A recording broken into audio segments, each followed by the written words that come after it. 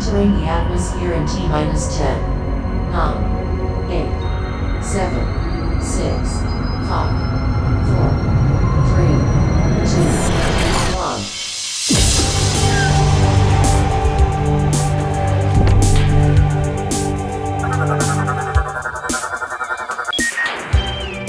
Hello everyone and welcome to the Omega Metroid podcast from OmegaMetroid.com. My name is Andy Spiteri, not joined by Doom Crossing, not joined by Dakota Lasky, not joined by Gooey Fame, but instead, for the first time ever, his first ever podcast appearance, and this took a lot of politicking and a lot of negotiating in order to get him here. But I am pleased to be joined by my pal and yours, GameWyrm of the Omega Metroid Discord. GameWyrm, how are you, my friend? It's been a long time coming getting you on the podcast. I've had to slowly work you over the years. I'm doing all right. How are you? I'm doing pretty good. Just came off a little news pack that we did. Me and Doom, we recorded a bonus episode talking about some of the moving parts in the video game industry right now, the layoffs at Microsoft and the diskless drive direction from Sony, and of course, the Metroid Ravenous rumors. Are you a Metroid Ravenous believer, GameWyrm? I think the evidence is strong. I believe it. Still not sure about the name, but yeah, it's kind of weird. I think it's like I was just saying, it's weird to have like an adjective instead of like a noun as your subtitle, but whatever. I assume, like Beyond, I assume it'll grow on me. When I heard Beyond, I thought that was like a fine name, like because it implied something cool, and now I'm just kind of thinking like Samus is really hungry, which actually in and of itself is like a fine gameplay mechanic, but like I don't know, it definitely will need to grow on me. Should that be the official name of this game, and should this game be real, and should this game be Metroid 6? Because like there's a very, I feel like, good chance that it's just like something not real. So yeah, it could be. It could be a spin-off. I mean, I hope that it's real, of course. Like we all want new Metroid, but yeah, I'm optimistic that it's real. You know what? I can't lie to anybody. I can't say I'm optimistic. I've been jaded and burned too many times by leaks, but I know for sure we're at least gonna have a little bit of fun covering that story. So that was actually in a separate bonus episode that we released already by the time you're listening to this. So if you want some thoughts, I mean, there's not much to talk about with Metroid Ravenous. We don't know a lot other than its supposed existence through the Brazilian government of all places. Go listen to that bonus show. But GameWyrm, we are not here to talk a Metroid today. We are here to talk Inspired by Metroid, and a game that I think you were really the champion of this game in the Omega Metroid Discord server. And I was like, hey, if I get this and I play this, there's only one option for who's gonna have to come and join me speaking about this game, and of course we did get you here, and we're gonna be talking about Nine Souls today, a game I am really excited to talk about because I really liked it a lot, and I would say like I don't even think loved it as much as you did. So I'm excited. Thank you for the good recommendation. Yeah, Nine Souls is amazing. It's definitely my favorite Metroidvania of all time. It's probably my third favorite game of all time. Well, the story, well, the mechanics, we'll be talking about that. So this game came out in 2024. It was developed and published by Red Castle Games. Red Candle. Oh, excuse me, Red Candle. I'm sorry. Thank you for correcting me. Where is Red Candle based out of? I believe Taiwan. Yeah, Taiwan. And so I'm just checking out Red Candle right now. They've made a couple other games as well. Detention and Devotion. Have you checked those out? So, Detention, no, I haven't played either of those games. They're both horror games. There's a bit of a story around Devotion. Not sure if we should go to that, but I have heard a lot of good things about Detention though. Okay. I don't know. I thought this game was like really great, so I'm kind of like interested in trying to see what it's all about. So, Oh yeah, my friend is a huge horror fanatic. He really likes detention. So oh, well, there you go. Well, so I'll tell you, Red Candle Games put out Nine Souls a couple years ago, 2024. It's available on pretty much everything, it looks like. So no real reason not to go and check this out. And hopefully we do a good job of selling you on this. So let's start off and let's kind of maybe take it to our personal experience, GameWyrm, and really yours, because like my story with Nine Souls is I just kind of heard you say what a great game it was, kind of over and over and over again. And I hope you don't mind me saying, like, I think sometimes you can be a tough critic. So I was like, this game really must be really good if like GameWyrm is kind of going to bat for it. And so I got it, and as we'll talk about, there was some ups and downs that I eventually overcame. But like, where did you first hear about Nine Souls? Like, how did this kind of come across your come into your radar? I'll be honest, I have no memory. I think a friend recommended it to me once, or I randomly saw this trailer on YouTube. One of those two things. I remember it was just a game I picked up mostly on a whim. It was not a game I was hyped for and knew anything about going into it. And look at it now. If there, yeah, you know what? I have a similar story. One of my favorite games ever is, I don't know if you've ever played Skies of Arcadia on I've heard a lot about that one. But so I picked up the GameCube version just because my dad had like Superstore points on his credit card, so he had like $80 or whatever. So I was like, "Can you buy me this game?" I read about it in EGM, and they said it was good, so I bought it, and it's like one of my favorite games ever. Yeah, so it's kind of funny when that happens. Just these games that truly come out of nowhere.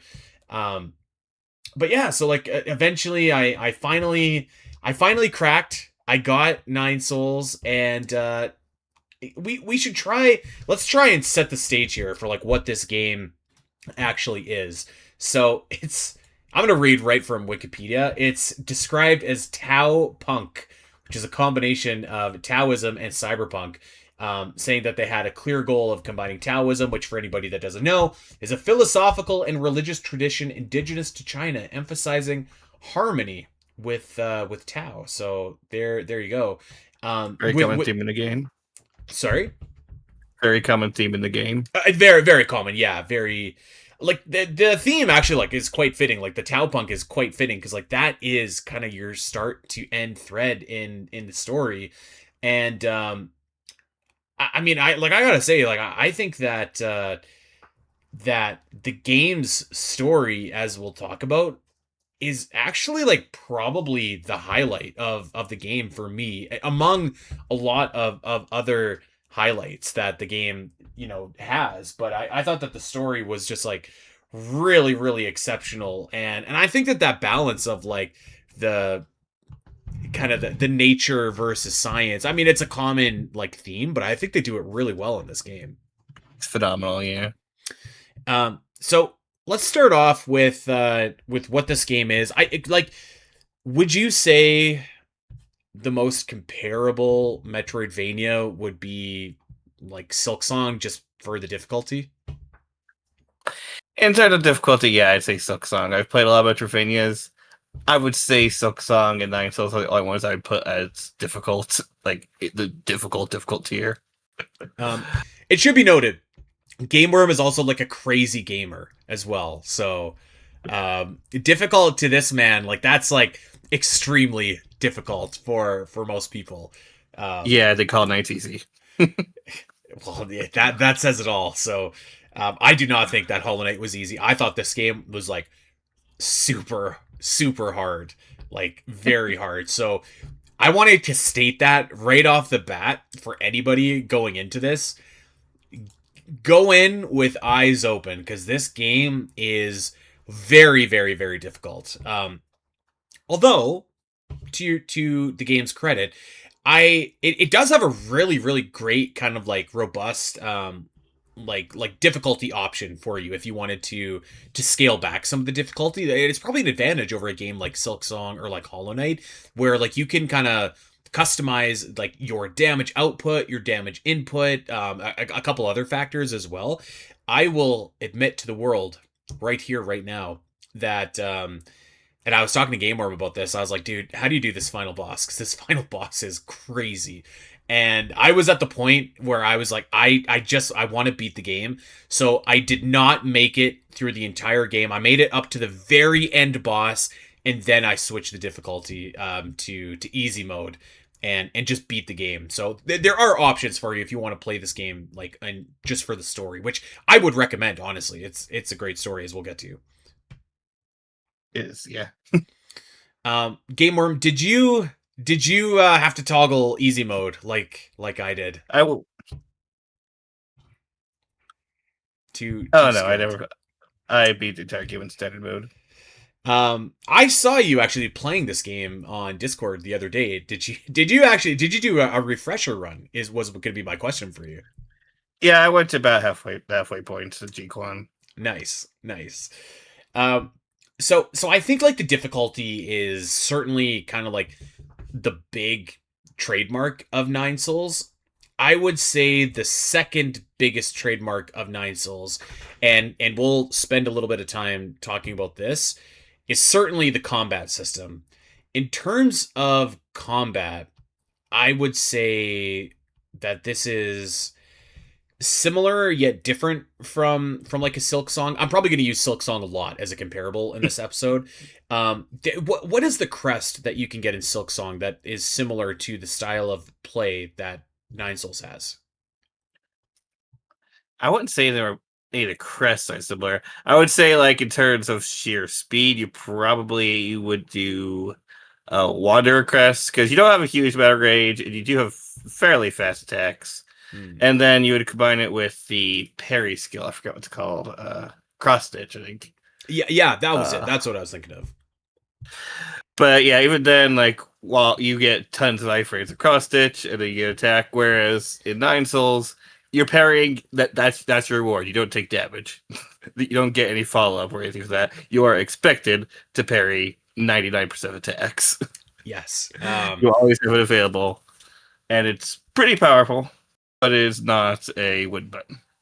It was a learning curve for me, and starting the game off, I will admit, like I had a really difficult time with the combat of Nine Souls, because I just like wasn't used to this deflection style combat, and if I'm being honest, it was something that I never truly like loved, but it was something that I learned to live with in the game. Like, so by the end of the game, it wasn't a negative, it wasn't a positive, it was just the way that the game's combat worked. But also, like, obviously as you scale up in abilities and in powers, you do kind of have the ability to play a little bit more to how you would like. So I was basically playing it like I would play Silk Song. So like avoiding enemies, not wanting to take contact damage, very fast, using my dodges to kind of go through enemies. And like the game does not really reward you for that. It is much more incentivizing for the player to, I think, and I think you'll disagree with me, but I think it's much more incentivized for the player to kind of like stand their ground, deflect accurately, and then get those counterattack opportunities, which is something that I struggled with throughout like most of the game, I would say. I mean, I definitely actually do agree with you there. It is, you will be standing still more than you would be in Hollow Knight or Silk Song. The game is at its most, the combat is most fun when you are highly aggressive. You're basically attack, parry, attack, parry. That makes combat go really fast, but there's also a few other different ways to play. The dodging, obviously, it's not really meant to be used to dodge every attack. It's supposed to be used either as a get out of, oh shoot, I messed up, I need to get out of this attack right now, or there's a red attack that you can't parry, and you have to specifically dodge that. The combat definitely gets a lot more kinetic as you get further up. I'd say once you hit like Sky Red and Claw is probably the first one you have to kind of move a decent amount because it's got some attacks you have to jump up and whatnot, and then all these lasers start appearing, you have to move left to right. And then G-Quan is probably the first fight where you actually really had to move a lot. Yeah. But then the difference is that in Hollow Knight or Silksong, you're dodging to get away from the enemy, or you're trying to chase them down because they teleport away from you. In Nine Souls, you're kind of dodging. Your movement is more in reaction to their specific attacks. Mm-hmm. You're trying to either get in the air to avoid red attacks or to take advantage of green attacks.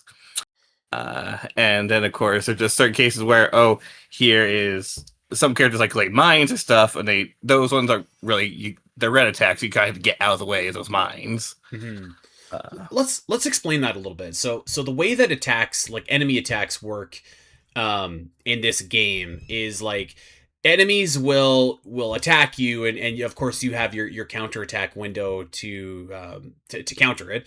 But there are what they call red attacks, I guess, where like there's a red Crimson, actually. Yeah, I don't know. I was like, what do they call these? I'm not sure. Imagine that there's Malice from Breath of the Wild, okay? That's what they look like when these enemies are kind of gearing up with their big attacks. And very quickly in the game, you get the ability to kind of do like I don't even know, like almost like an airborne counter or like a hop or something like that will allow you to counter. Yeah, it's called the Tai Chi kick. Yeah, the Tai Chi kick. So essentially what it is it's like you can counter these attacks in midair, and eventually through the course of the game, you get a second move called the Unbound counter, which is kind of like you charge up your counter and release it for the enemy's really big attacks. So while the game does incentivize you to counterattack often, it really incentivizes you to counter these massive attacks that your enemies do, where they build up their malice, and once you do that, typically that's when you get like a lot of opportunity to go in and like deal some real big damage. So it is like very much like you want to get comfortable with. I think you want to like get comfortable with being up close with the enemy and really kind of nailing that timing down for the counters. I've heard from a lot of people, including you, that like eventually it just clicks. And I would say that I think that that's like kind of true. Like it clicked for me in a way that like I could do it most of the time, but I don't know that it clicked in a way for me that I was just like, this is such a great battle system. And I want to reiterate, like, this is like I actually loved this game. Like I think it's like an amazing Metroidvania. This is probably the thing that I struggled with the most in this game. And once kind of you got over it, then you were really off to the races, I think. Yeah, like the way this combat system works, in a game like Silksong Hollow Knight, the goal is you want to simply avoid the attack. So it's attacking, you want to get behind them so you avoid the attack, or you want to get far enough away from them. Or if it's like projectile, you simply want to jump over or whatever.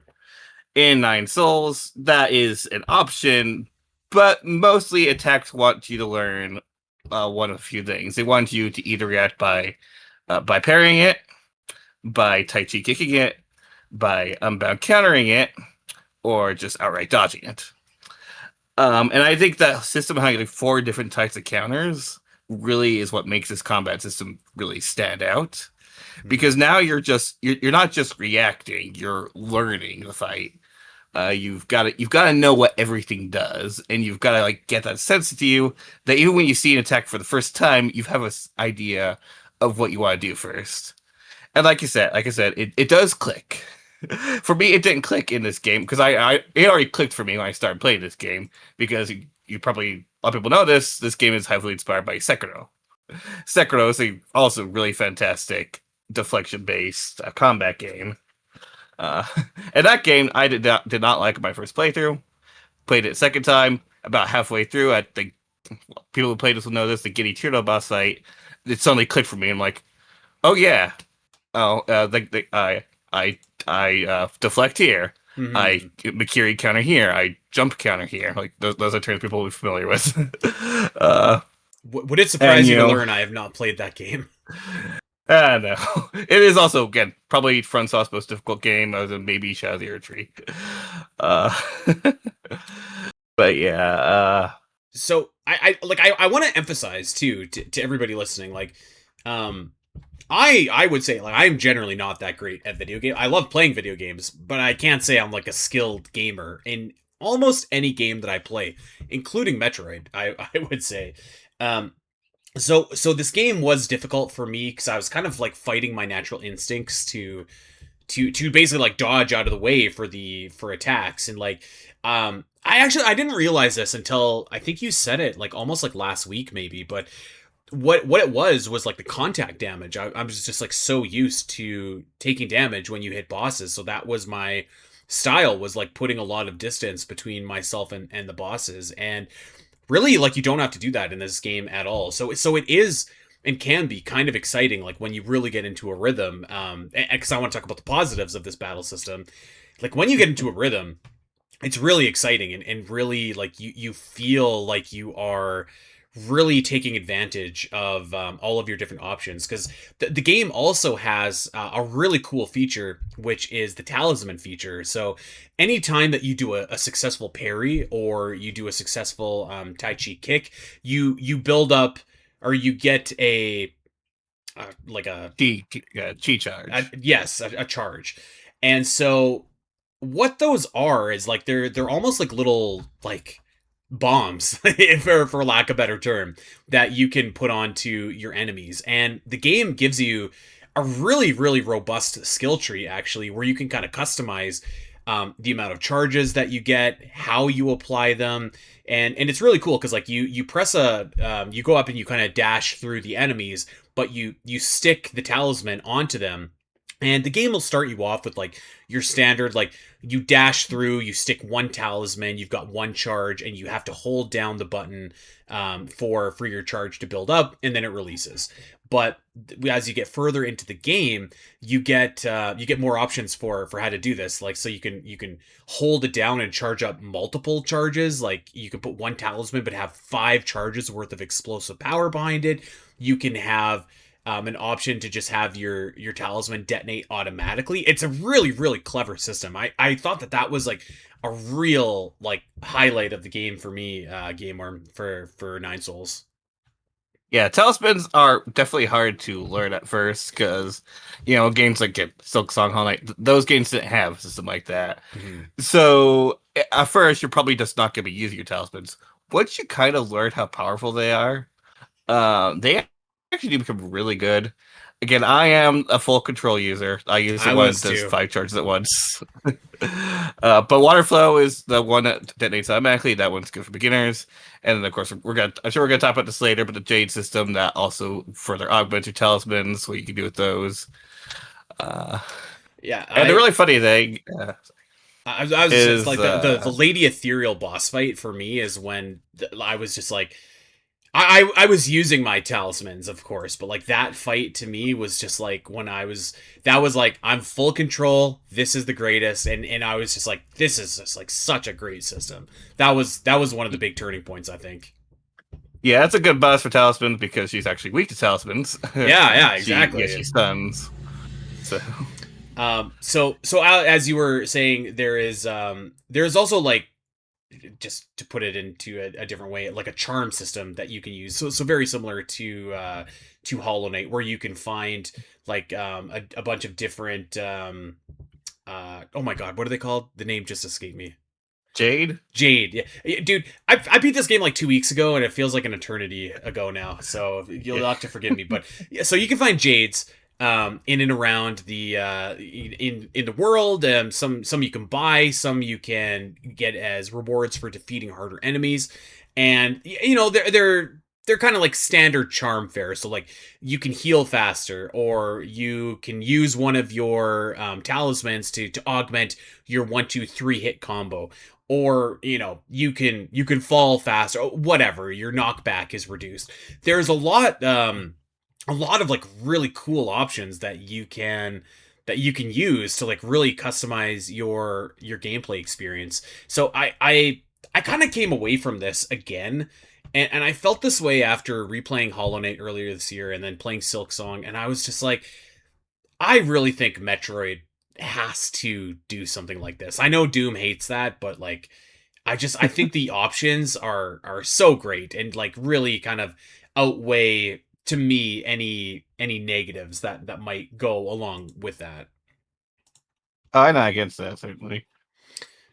Did you The have only a problem, standard Jade combo that you would go to? I mean, I have a few different builds I like, but the one I would say I'm the most familiar with, I do the one that makes your triple slash faster. I do the Hmm. one that makes the third hit your triple slash do more damage. I do the one that makes you restore some control damage every time you hit something, which we will. We should definitely talk about control damage because that's a really cool mechanic. And then I think I also use the one that makes you do more damage at low health Yeah, because again yeah. with the with the internal damage thing, that's very easy state to reach while not being too dangerous. Hmm. Well, let's talk about it. So you mentioned internal damage. This is like this is one that I think really took me a long time to like wrap my head around how to properly utilize this. Um, but say that an enemy is about to attack you and you hit your parry button, but you don't time it exactly perfectly. And this will happen to you multiple times during the course of the game.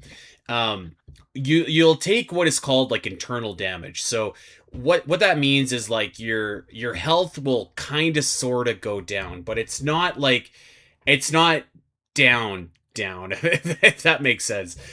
So your internal damage will be taken, but if you don't get hit, or if you have a jade equipped where you hit your enemy, you can actually get that internal damage back. So your health will slowly regenerate. Again, presuming that you do not take another hit, because that will take that internal damage and then just take it right off of your health bar. Whereas before, it will kind of be there, but like you slowly regenerate. So it's a really interesting system, honestly, and one that I've not like really.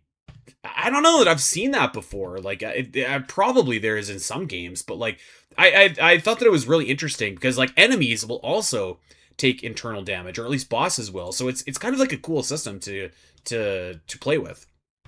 Yeah, so it's pretty cool. Like, so first to be clear, it's you lose your internal damage if you take a full hit. If you do multiple early parries in a row, you can stack your internal damage and you Yeah, won't lose yeah, any sorry. health. You also can't be killed by internal damage, which is actually kind of a nice accessibility thing. You can actually just spam parries to not take damage. It's very helpful for learning bosses, for learning specific move sets. Hmm. You learn the timing from hearing it, and you'll eventually get a feel for it. You'll be drawing down to like 1 HP, but you won't die.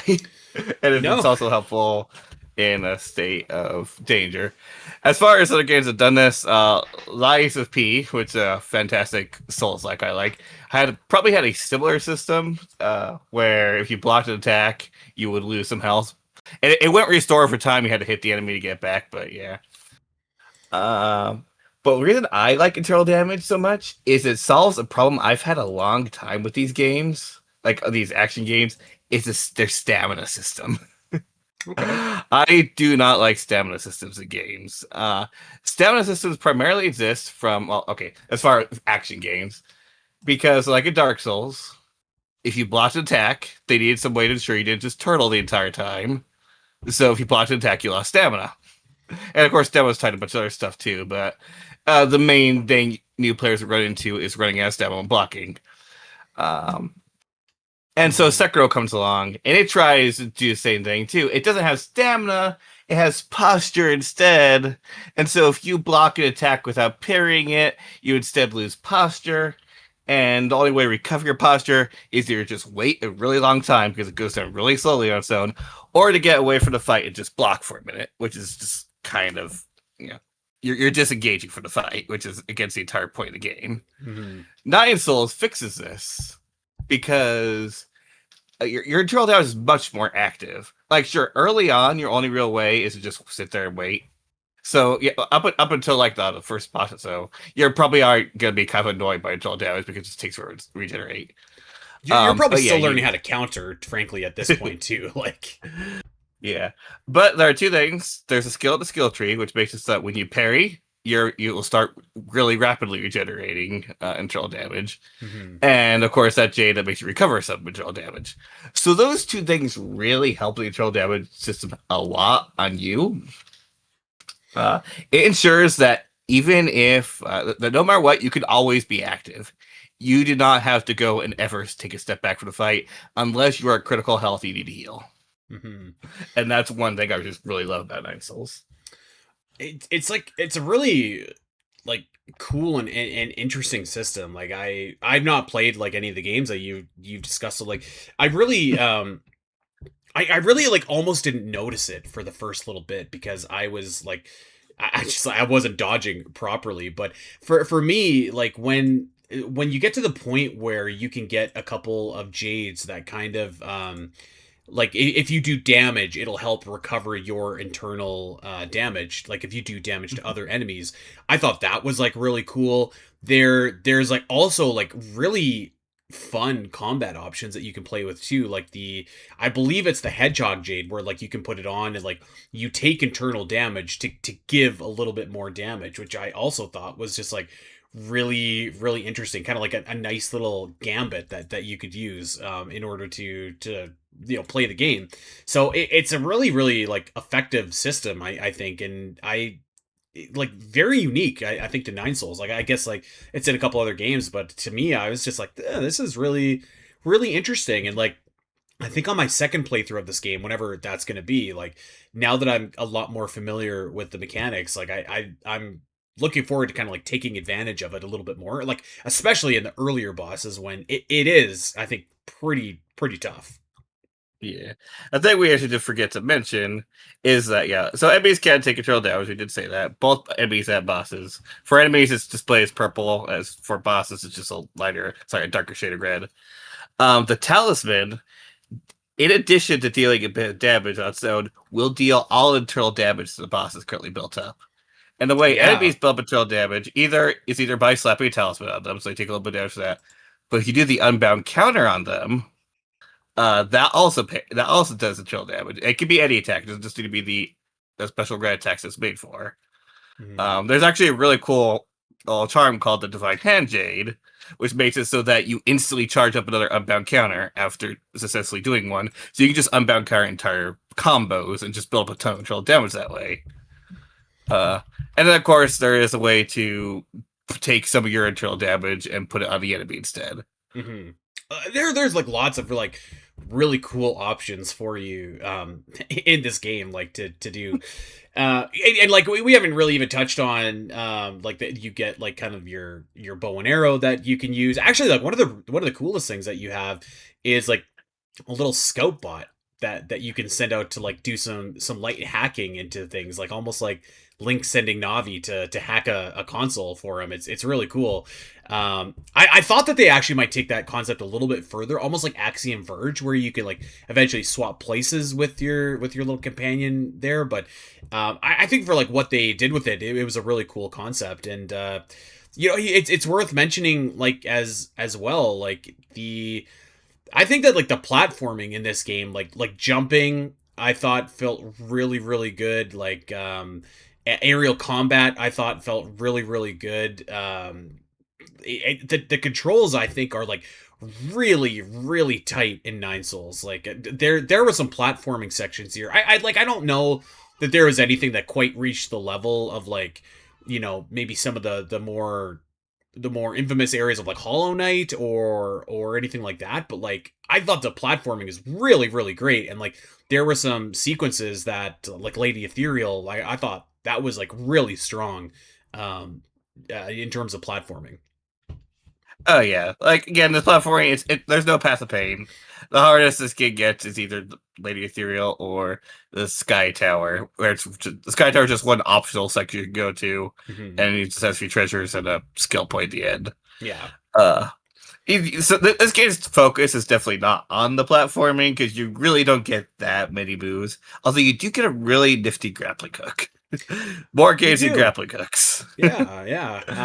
So I thought like the controls, like the combat like won me over. It like there was a point when I was first playing it where I was just like, I can't do this. Like I'm and my pride was such that I was like, I don't want to switch to baby mode to do this. Which there's totally nothing wrong with doing that, by the way, to anybody listening. If that's how you want to play this game, you should play this game like that. But there was a point where I was like, oh, I don't know, man. Like I don't know if I could keep playing it, and I'm really thankful that I did, because I really think this is one of the I like a great Metroidvania that just controls really beautifully. And I think like a lot of other people will probably have an easier time clicking with the deflection combat than I did, just because you can't teach an old dog new tricks. But eventually like I got there and had a really really great time with it. The reason I kept on playing is because like I was telling GameWyrm, I'm sure he was probably sick of me messaging him, but I was like, man,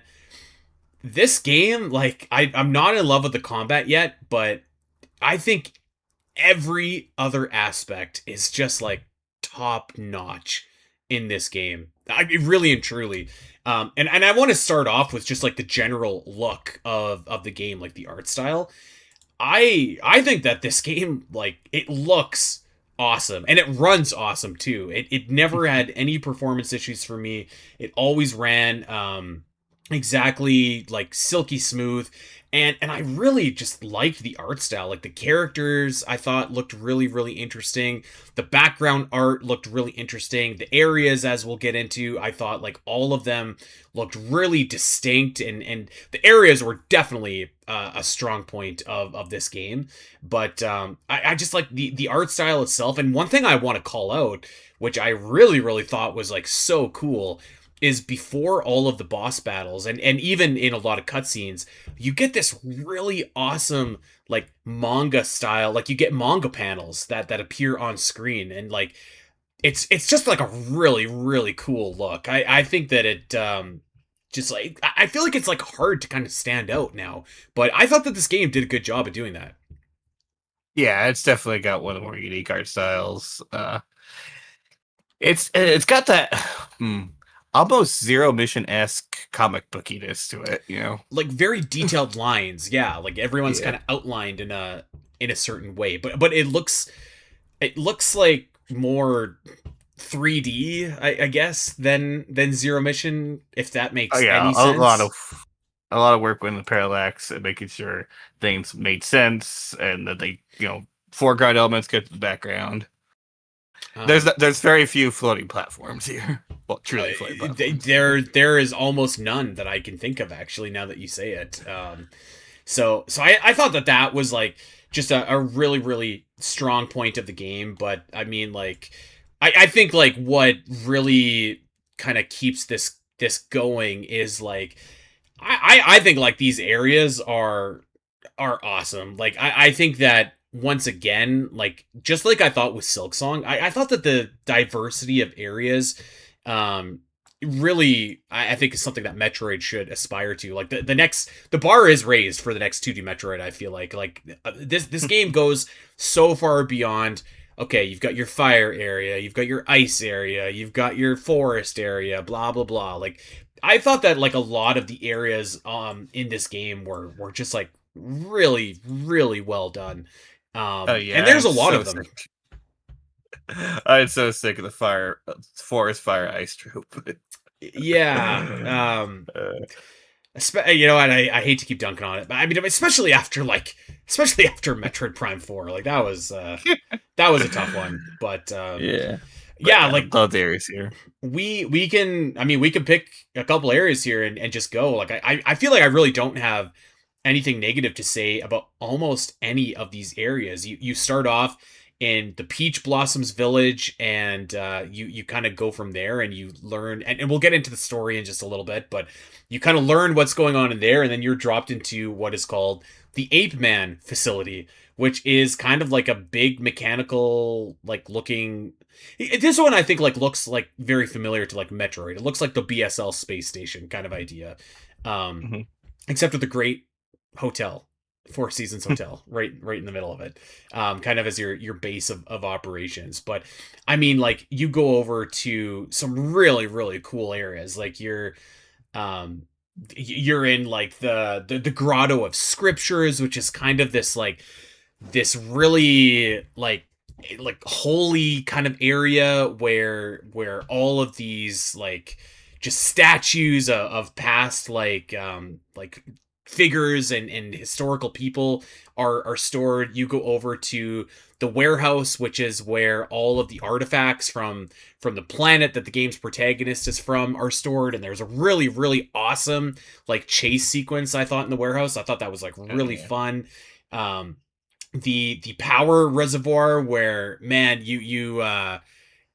where you have to dodge like the lasers in the background, I thought was like so awesome, really, and difficult as well. Like all of these areas, like you could kind of go through like the Empyrean district. I think looks like spectacular. These areas I think are like so strong. Yeah, they're very well made. Obviously, I would say my favorite. I do like the more exploratory nature of grotto sculptures, and then obviously Imperial District is one that's got a lot of really hard combat, and though that was very much more linear. And then, yeah, I would say the next I probably do like the factory. I thought the factory was really fun. Yeah, okay, most of the areas are good. There is one area that I will say I hate with a passion. Well, don't leave us hanging. What area?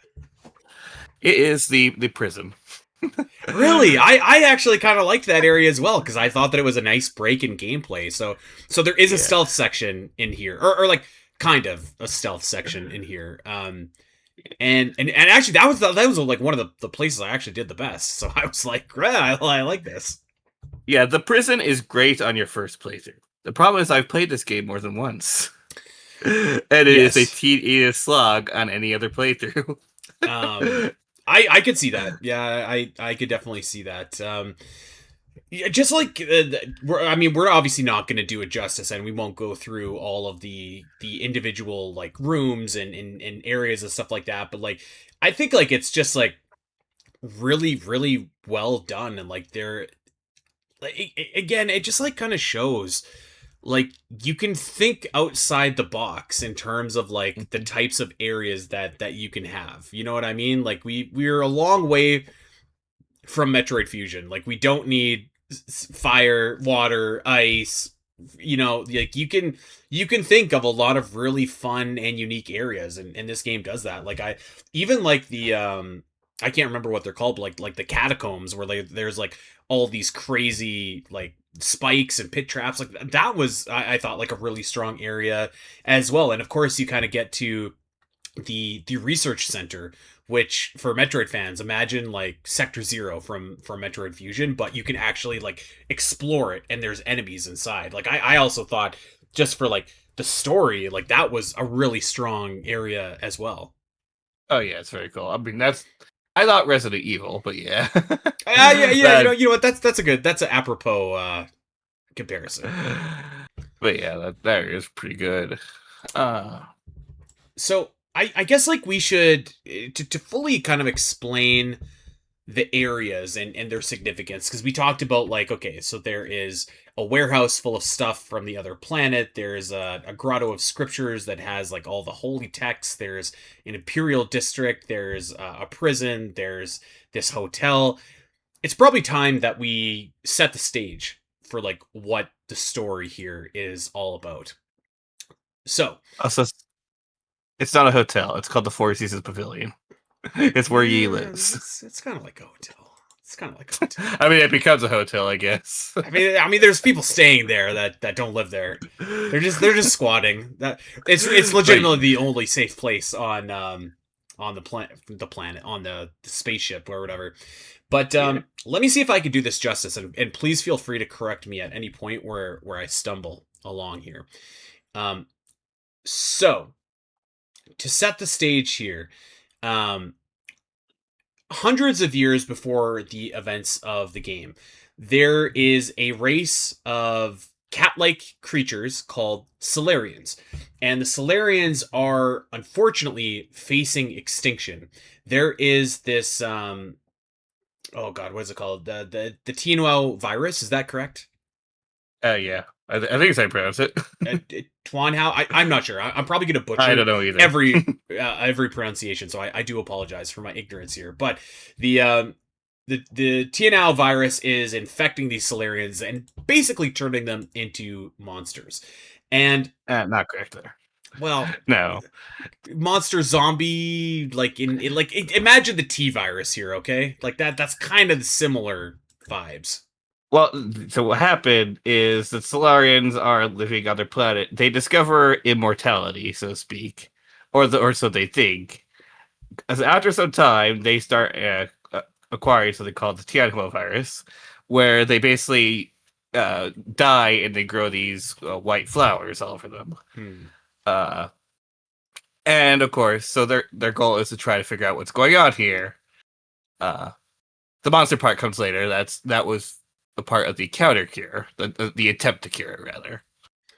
So things are not good for these Solarians here. Okay, so there is so the Solarians are very advanced, and they are looking desperately for any kind of solution to their impending extinction. And you have one branch of Solarians, again, just kind of embracing the Taoism and saying, like, you know what, this is what is supposed to happen, and we return to the planet, and the planet has provided for us. And you kind of have the other side of that, which is we can science our way out of this. We can figure this out. We can defy our fate. And so essentially what the Solarians do is they leave their home planet of Penglai and embark on this crazy journey aboard the spaceship called New Kunlun, which is where the game takes place. And wouldn't you know, they find a pale blue planet to kidnap and harvest what they call the ape men. So our main character is a character named Yi, and he is, as we would learn, what they call a soul. And souls are kind of like they're kind of like the Jedi Council of the Solarians here. Okay, so they're making up all the decisions and kind of guiding the future of the Solarians. And we'll come back to the souls because you probably guessed you do have to fight all 9 souls during the course of the game. But Yi is very much, I really, really liked Yi's story. So he's kind of like he has no room for any kind of sentimentality. He is a very fact-driven, very practical, matter-of-fact kind of protagonist. Any kind of like tradition, sentimentality, superstition, he just does not have time for it at all. And he actually also has the ability to regenerate himself through these white flowers constantly. And so the way that they do that is through this ginormous tree, which GameWyrm, I might lean on you for this one. What was the significance of that tree again? The tree's name is Fusang, if I'm correct. It's basically a world tree for Penglai. It was a historical. It was basically the way all life was connected, according to their Taoism. Hang, Yi's sister, believed that the tree would absorb the souls of the departed and the dreams of people from all over the universe, and that's how everything was connected through the Great Tao in the tree. And you can kind of see this because when Yi interacts with the tree through the root nodes, he's able to go and meet people from other time periods. He meets Lear, of course. Yeah. And it's how he learns these skills. Yeah. So, and it's also always able to fast travel. Imagine, here's an analogy for everybody. Imagine like in Avatar, okay? Like the movie Avatar, James Cameron's Avatar, where they connect to like this life tree. And that's almost kind of what's going on here, where like Yi is able to meet other people, like spirits basically from his past or from the planet's past that he can connect with and learn skills from. But so Yi is your protagonist, and before the game starts, like the opening cutscene is Yi is essentially outcast and left for dead by the rest of the souls. And in fact, not even left for dead. Like, he died. But he was able to regenerate himself. And now Yi awakens. It's hundreds of years later, and he's at the Peach Blossom Village, which is an area within the spaceship of New Kunlun where essentially the ape men, aka humans, are stored, and they live their lives up until the day that they are harvested. And of course, what like the souls try and make this harvesting out for is like this great religious sacrifice. So everyone is actually like incredibly willing to do this. But during his stay in Peach Blossom Village, Yi meets a young boy named Xuanshan, who basically is like this like really sweet, lovable kid who just has a real impact on Yi, one that he does not even recognize himself. And so, without kind of like giving away the whole plot of the game, you get to see Yi go on a real good like character arc throughout the course of this game, kind of climaxing at the end. And you do have a little bit of a decision about how the game ends. And you also get some flashbacks of Yi and his sister, and it's a really, really sad story because, of course, like, she is very in tune with the environment, with the planet. Again, like the perfect like Taoism right there. And Yi has no time for any of that sentimentality. So they really contrast each other in a big way. And I thought that story was like really, really great, actually. And you get to see like kind of your almost like mini interactions with Yi and all of the various other souls, because these souls are also Solarian, so they all have personalities as well. But I thought that Xuanshan and his sister were really like the lifeblood of this story, and I was really impressed with the game story once you got to the end. Again, I don't want to give too much away, and that's not even taking into account like the more that you learn about the virus that's infected the Solarians, the more you're also just like, oh man, this is I really like the story. Yeah, it's so good. Like, I don't even know what I should just say about it, because again, I don't want to spoil. But yeah, I mean, the whole character growth that Yi goes through, he's very dark. Man, I don't know what I should say, but he is basically an anti-hero, at least in the beginning. Yes. He doesn't care about anybody, and he basically jeopardizes he does basically jeopardize his own mission to go and save Xuan, because at the beginning, in that ritual at the beginning, what they do is they put a contraption on top of the ape men, and then basically just slice off their heads and then harvest their brains to basically power a simulation. This ain't your daddy's Metroidvania, okay? Yeah, they power a simulation that the Solarians are basically living in while they're in stasis, so the Tianhou virus doesn't ravage their bodies. Yi is going to use this ritual as a way to escape the ape-man pen he's in. But he jeopardizes his mission because it turns out Xuan's been picked to be one of the characters. One of the people who get harvested, and so he decides to save Xuan at the last moment. In doing so, he creates a big alarm, and so his element of surprise is lost, which makes his whole journey much more difficult. It's kind of like your classic like tale of someone that is only out for revenge, and throughout the course of the game, they find out like maybe there's something more than just revenge. And I thought that it was like really, really well done. Obviously, we're leaving out like big parts of the story, but I thought that like the characters in the game were really great as well. Like so all of the souls that you fight are like characters in and of themselves, and we'll get to them in just a second. But like even the game has like some side quests for you, and like some additional characters that you meet and fight, or that you meet and kind of like interact with. And I thought that they were all like really strong as well. Like Xuan is just like a really sweet kid, and like he's never obnoxious in the game. Like sometimes you could get those characters, and they could be like maybe a little bit much. like they're too Hmm. sweet. But I Xuanzhan never did that to me.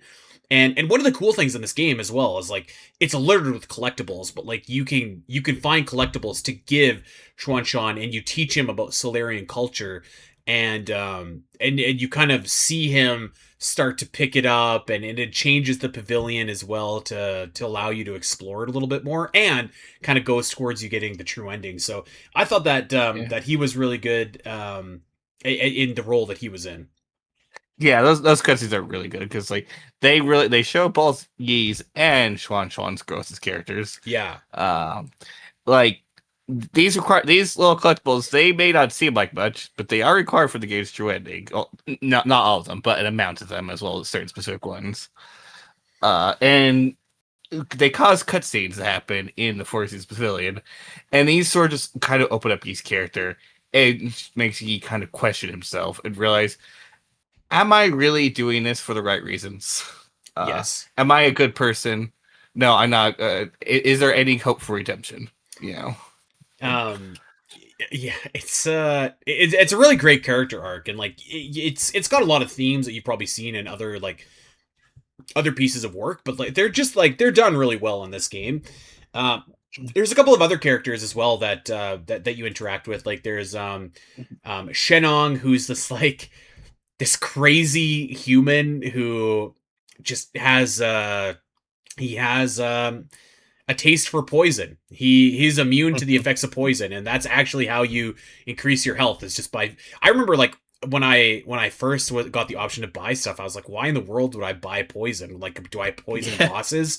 And nope, he eats poison. So I thought that he had like a nice little arc as well, actually, in the game.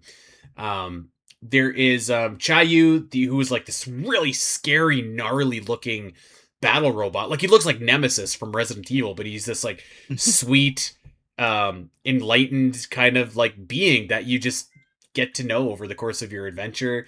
Kafu, who is actually a soul, who is affectionately referred to as Uncle Chubby by Xuanshan, who he, you know what, he does live up to that nickname. Um, and he's like a really good character in the game as well. And of course, you see Yi's sister Heng, who you get really only to see in flashbacks, but that story, I felt like I actually felt like that story was a little bit cheesy at the start, but it really won me over, and it really came together in a great way, I think, at the end. Yeah, I love how developed all the characters are. You also forgot one character, shoot, Shanghai 9000. Yes, of course, the robot. How could I? I like Yeah, that little guy, actually. yeah, he's a guy you gives you your map. He's your map guy. Gives you map information, and he's going off on his own little quest to go find a character. You don't even find out who it is until the very end of the game. Mm-hmm. I don't know if you actually did that, but yeah, I did get that. Yeah. yeah, very nice. And there's actually a whole little ARG about him, but we probably shouldn't get into that because that's a whole thing. You know what, we didn't say actually, and I'm shaking my head at myself for not saying this, but like Nine Souls map is also awesome, and that's like so important for a Metroidvania. It's really really intuitive. It's really easy to use. It shows you like with some effort, but like it shows you once you get like a map chip, like what, you know, how many collectibles are left, how many treasures, optional bosses, stuff like that. I think Nine Souls map is really, I mean, as it should be, right? Like it's a 2D map, it shouldn't be anything crazy, but like I think that this map is really really great. Yeah, it's pretty well made. Like, it won't tell you if you miss a specific thing, specifically where it is. Yeah. But the map is like done in a way where it's every little section gets revealed as you go to it. So basically, as long as you are being observant, every time you go to an area, every time you get to a little subsection of the map, you should get every item. Yeah. Like I had no problem 100% in that game. We should mention does... too, sorry, just to say, like, this game doesn't have like doors necessarily. Like it's typically like one really big area. Like your standard area will have like 4 or 5 sub areas within it, and they're just like very big maps. Yeah, they're pretty huge. And And like the level design in this game is actually a really good mix of linear and open ended. Yeah. Like you will probably feel like this game is definitely more linear than Hollow Knight, of course. You cannot go to the grotto sculptures at the very beginning of the game, of course. Even if you have no really good sequence breaking tech, unless you're like using glitches, you can't make major sequence breaks like that. But the game does do a pretty good job of giving you choices where to go at every avenue. Like even going to get your first soul, you have the option of going to the west side of power facility or the east side of power facility.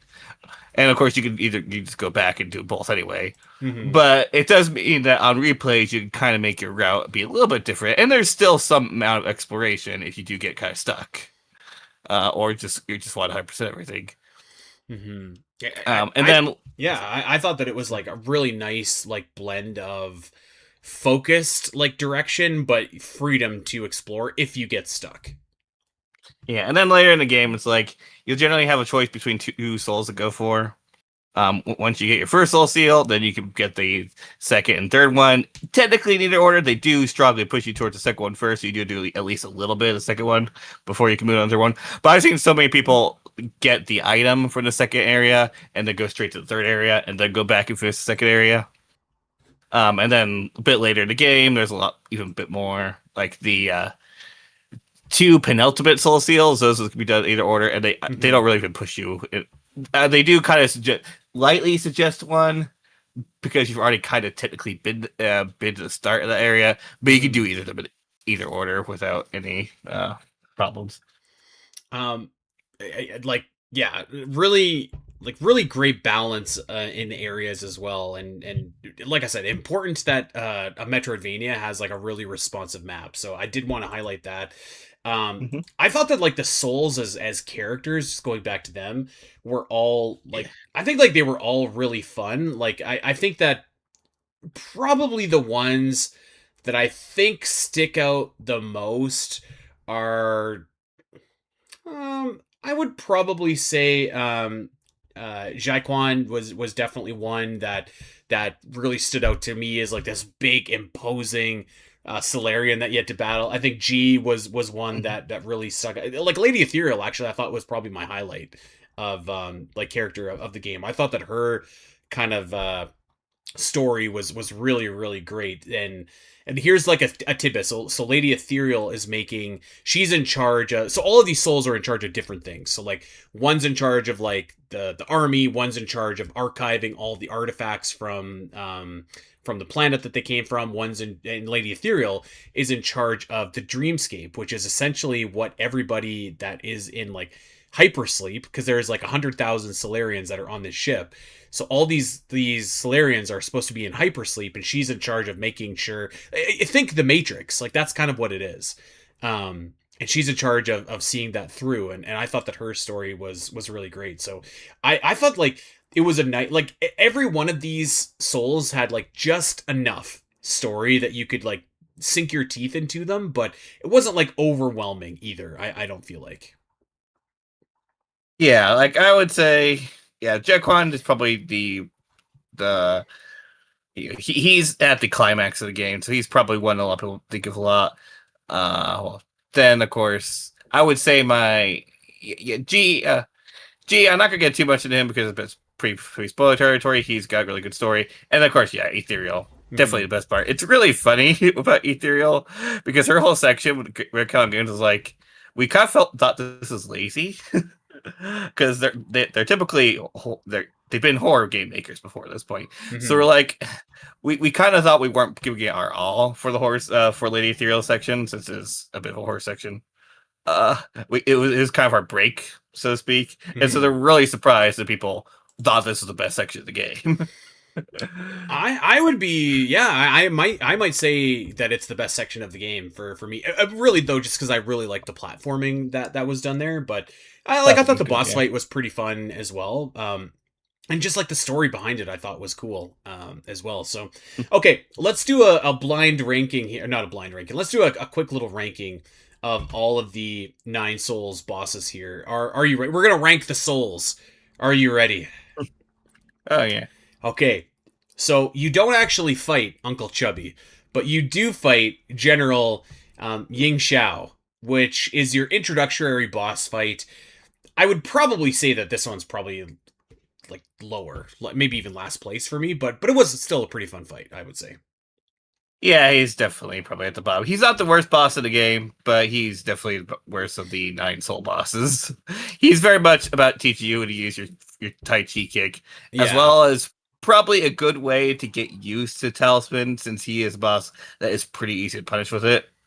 Mm-hmm. But yeah, he's definitely one where you just kind of stand around a bunch, so he's not one of my favorites. I was getting walloped by this boss, and GameWyrm sent me this video, and he's just like, "What are you talking about? Look at how easy this is." And I was like, "Great, let me just try it for like the 50th time, and maybe I'll get it." You know what? I'm gonna take that back. I don't think that's the last place boss. I think the next one is probably the last place boss, and that is Gao Meng, who you don't actually really physically fight. She just summons like minions to fight you, and when the minions are down, then you can attack her. This one is, I think, is probably last place for me, actually. I actually like Wing. I don't know what place I'll put her in yet, but I definitely put her above Zhao. We don't have to adhere to anything here. We can just make it up as we go. Mostly because she has a really fun one cycle. You basically... So what you do, you go, obviously, the way the fight works, there are 2 summons. You kill one of the summons, she goes through 5 summons, and that's when you can damage her. The thing is, she's in the air, so it's kind of hard to hit her at that point, and you can't do a whole lot with your aerial combos in that game. Not yet. But what you can do, you hit her 3 times, you shoot an arrow, you hit her 3 more times, you shoot an arrow, you hit her 3 more times, use the talisman, and then hit her 3 more times. And depending on your strength at that point, that usually is enough to kill her in one cycle. It's like... Send me a video of that, okay? I would love to see that. You basically don't touch the ground for the entire thing. It's pretty cool. Okay. Yan Lao, who is kind of like Dr. Wily in this game, and it's kind of like you're fighting security robot box here. I actually think that this is a pretty fun fight, but I thought that the chase sequence beforehand was really, really fun. So that would be high on my list, but this as just a standalone fight, I also thought that this was actually like really fun. And I will say, this is the first time where I was like, it's clicking a little bit. I'm countering. I'm not I'm fighting my instinct. I'm not jumping out of the way. I'm holding my ground. This is the first fight that I was just kind of like, okay. Yeah, if we were going to include a chase sequence, then yeah, this would probably be one of the better fights. I personally don't. But the Skyrim Claw itself, it's all right. It's really basic. It really does, to me, feel like Xiao 2.0 with a lot of parries. But the lasers do add a lot of interesting aspects to it. You are going to be moving around a lot, like we mentioned earlier. It's just that there's not a lot of time for aggression on this boss because it really likes to keep away from you. Next up, Jaquan, who I gotta ask you, I feel like I already know the answer, but so there is something that you can do to make the first phase of this fight significantly easier. You can inject him with venom serum, and he'll go he'll start coughing, he'll keel over. Did you do that, or did you not do that on your first playthrough? On my first playthrough, yeah, I do. Honestly, I actually do it pretty much every playthrough now, unless I do randomizer. I don't have the option. Okay, well, I don't feel as bad for doing it then. This was a great fight. But yeah, I obviously haven't done the fight as legit because there's a boss rush mode. You don't have the option there. It is definitely one of the better fights. This is one that's just so high octane. You have to use pretty much your entire moveset at this point. This is the first fight you have the unbound counter for, so it's gonna be like you really have to really pay attention because unbound counter, while really powerful, really leaves you vulnerable if you don't know how to use it right. And I did not for this fight at all. This fight took me forever to do. There was only one other fight that took me longer to do than this fight. This is really hard. This is also, I think, the only fight that actually hard requires the charge, either charge attack or the level 2 bow, but you're probably going to be using the charge attack for this because he has a shield and he heals if you don't break it. Oh my god. Okay, Lady Ethereal. So I gotta say, like, this is one of my favorite sections of the game. I wouldn't say this is my favorite boss fight of the game, although I thought this boss fight was really fun. It would be high up there for me, but again, this was kind of like the place where I was just like, okay, this is how you really use full control talismans. It clicked with me when we were here. Yeah, Ethereal is really great. I will say probably my biggest love for that fight is the soundtrack. It is probably my favorite boss theme in the game. Um, uh, this whole section I thought was like really cool, and I hate to say it, but like ethereal in the way that it all played out with the music and the background and visuals. I really like this. I thought that this was an awesome fight too. This one I actually kind of felt like kind of good in, because I think I only died like 30 times, which is like 100 less times than most other bosses. So like I was feeling like kind of good on this fight. yeah, G is this game's gimmick fight. It's a pretty cool gimmick. Usually I don't like gimmick fights, so it was actually pretty good. It doesn't interrupt the flow of the gameplay at all. It gives What you is a gimmick fight? What does that mean? a gimmick fight is where it's more than just dodge and attack, dodge and attack, dodge and attack. There's a mechanic to this that is pretty different from the standard boss fight loop. It's like a hardcore match in wrestling. So next one is Two Souls in One. You fight the twins, Fuxi and Nuwa. I think this fight took me forever. Like I think I was on this for like 3 days, but I think this might also be my favorite fight in the game. I go back and forth between this one and G. Like when you know this one and can stay aggressive the entire time, it is such a flow state. It was really cool. Yeah. You just parry everything. You just constantly mash the attack button, but it doesn't feel repetitive. And then by the time it starts to feel repetitive, you have phase 2, and Nua comes along and helps. Oh, and now there's all these hazards, and these hazards. But really the attacks themselves don't change, which I liked a lot. Yeah, like the you were missing some of that Hollow Knight-esque dodging. Well, Nua's got you covered. Yeah, that's probably why I like this like so much, actually, because like that's where it really, like, every time I died I was like, oh man, that was on me. It wasn't because like I thought the game was being unfair or anything like that. Yeah, this game is very fair feeling. I think so. Okay, and so our final boss here is Aigong, who I cannot even properly rank, because by the time I got to Aigong, who is the final boss, I was just like, and that's not a spoiler, I was just like, I can't do this. I tried it like 2 or 3 times. I got massacred. Massacred. Yeah, no boss took me more than an hour to beat, except for Aigong, who took me 3 hours. Wow. There you go. This fight's crazy. It's great. I probably put below G for me, but it is super well done. And it's also really scary. I have not fought the True Eddie version of the fight since my first playthrough, because it's so hard. This fight is crazy. And there's a few other optional boss fights that we left out as well, but just wanted to cover kind of the big ones there. Yeah. But yeah, there's just like a really great selection of bosses, and like the cool thing is like most of these bosses like mean something to you because they're important characters in the game as well. So it's a really, I mean, obviously it's a really big strength of Nine Souls is its collection of boss fights, and each boss is like kind of tied into their individual area as well. So it kind of enhances everything at the same time, which I really like. You mentioned the music earlier. I will say, so like I was like focused on combat so much that I have to admit, like I almost didn't notice a lot of the music in a lot of these different areas.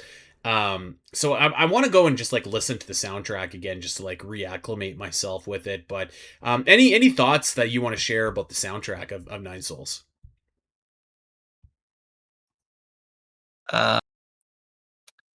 Well, I would say it's pretty good. I wouldn't say it's my favorite soundtrack. All the songs do sound they do sound awesome. They fit their area or whatever sequence they're in. There are a couple of standouts for me. Obviously, Lady Ethereal's one. Mm-hmm. There's this other one, I forget what it's called. It's like Defending the Village or something like that. that plays during the sequence where you go back to Peach Blossom Mhm. Village. The boss scenes are all pretty good, like and the area themes. The area themes have this very unique style to them. There's a lot of like vocals, but like not in a coherent way. It's like la la la la la la la la la, that kind of stuff. Mhm. Uh, I do really like it. It obviously does evoke that kind of part of the world. Mhm. Uh, I would say like I thought it was like again like I can't say I was like super focused on it, but like it never felt like it never felt bad. I will say I don't know that I ever like was playing and I was just like I stopped because I was like wow I want to listen to the music, which isn't yeah. like necessarily a bad thing, but just maybe something worth mentioning. But again, like I thought that the music while it was playing like certainly complemented the game itself. So no qualms on my end for the soundtrack. Oh yeah. We of course need Dune to play this so he can give his opinion, but yeah. He can give us the full technical breakdown, and of course, like we mentioned earlier, like this game is littered with collectibles for you to find. So if you are a completionist, you're gonna have a lot to do, but not so much that it's just like you don't want to do it. Like it's very achievable, I think. Like even for me, like not a master of this style game at all. Like I went in and got 100% before the end of the game. So I would mention that as well for anybody thinking of kind of like going in and you know just picking it up and taking a spin here. So um yeah, like I think like kind of in conclusion here, so we talked about the story, the areas, the gameplay, the difficulty, the map, the music, a lot of the bosses. Like I really think like this is a really strong Metroidvania. I wouldn't say that it's in my S tier for me personally, but it's like the A+ tier, I think. And I know that I think you would say it is your S tier. It is my S tier. I mean, I think I put out, I had a list the other day. Yeah, Yeah. it was at the top of the S tier. Um there's not a lot of other Metroidvanias that I would put above this. Like maybe a handful that we reviewed, but like this is a really strong title. It's fairly like inexpensive. Like it's comparable to what Hollow Knight or Silksong will set you back. Like I really recommend this. Just know that this game is really hard, um, and know that it doesn't play like Hollow Knight, which I think is going to be your most easy comparison to the game. So the combat is different, but once you kind of like get with that, I think that like there's a lot to really love in Nine Souls. Like it's really Mhm. it's just like really well polished in like pretty much like all areas. I think like a lot of care and thought went into the story and how the levels connect to the story and how the characters connect to the levels and how the story connects to the characters. It's got a real big level of polish, I think. Yeah, it's so well made. I mean I'm a little sad they haven't announced DLC for this game. I want to play more so much. I had no idea what they're working on. Honestly, they're probably working on some new game. It's probably gonna be their horror game. Uh, I don't know. Like I think like this. I mean, I'm just kind of going off of what I'm assuming, but I think like this to me certainly has to be their most successful game that they've made. So we'll oh we'll yeah, we'll definitely. see. Yeah, we'll see. I would hope that that the game is getting a sequel. I'm just checking right now actually. Like the last sales update, like the game is shipped or sold like 800,000 copies. Like that's no small number. So I mean, Mm. good for the developers behind this, and hopefully Red Candle is working on a sequel to this because I would absolutely love to kind of take another spin in the Solarian world, and like there's a lot of different like parts of the game's lore and history that you could really tap into and really tell some pretty cool stories, I think. Oh, yeah, there's tons left. The lore is actually pretty deep. It's yeah. I just want to return to this game's world again and again sometimes. Well, I gave you the great excuse. Is anything else you want to say about Nine Souls that we did not cover, GameWyrm, before we get out of here? I mean, honestly, I feel like we could do a part two where we actually just go in depth. There is a Maybe. lot to say. Yeah, But as far as major things, man, like where do I like this game was just so emotional for me. Is I there are very few games I consider perfect games. They're just like I have either zero flaws with them or no or like very little. Even Twilight Princess, my favorite game of all time, doesn't belong there. I think Outer Wilds and this game are like the only games that could put in that tier. okay. This it's just the game does have flaws. I do see them more and more as I play again. The prison section that didn't bother me for first playthrough. Every other playthrough, it's like really slow. But I just like I want people to go take a look at this game. I wanted to go see how to try a different style of combat. Again, nothing against Hollow Knight. Hollow Knight's really good. But maybe we could probably see games like this. I want to see more games that are much more about being up close and personal. No contact damage, being highly aggressive. We'll see where we can go from here. Because I will say, like one thing about Nine Souls is it does kind of lack in the upgrade department. There's like 4 upgrades in the game as far as like major movement abilities. What if we were to combine that with a game with much more robust movement system? Yeah. I think that's the natural like maybe next step is to like get some of the like the Metroidy movement into this game and see what you could do with it. But yeah, like I think there's so much potential here for more stories in this universe. I would just like be really excited to see more kind of in this style and with this polish. I think they just did a really great job. The combat is like once you get used to it, I do think it can be rewarding. And again, like if the combat is just not your thing, I would really recommend just turn on easy mode. Like whatever, who cares? Just play the game. The story is worth it. Like we described the story, but like we did not describe it with enough nuance nor justice in order to really kind of like get into how impactful it actually was. So I would definitely recommend this to any Metroid fans, any Hollow Knight Silksong fans. This game is going to be right up your alley. It's going to give you probably like 30 hours, maybe more, depending on how much you die, of really fun gameplay. So I couldn't recommend this game enough. Actually, it was a good pick by you.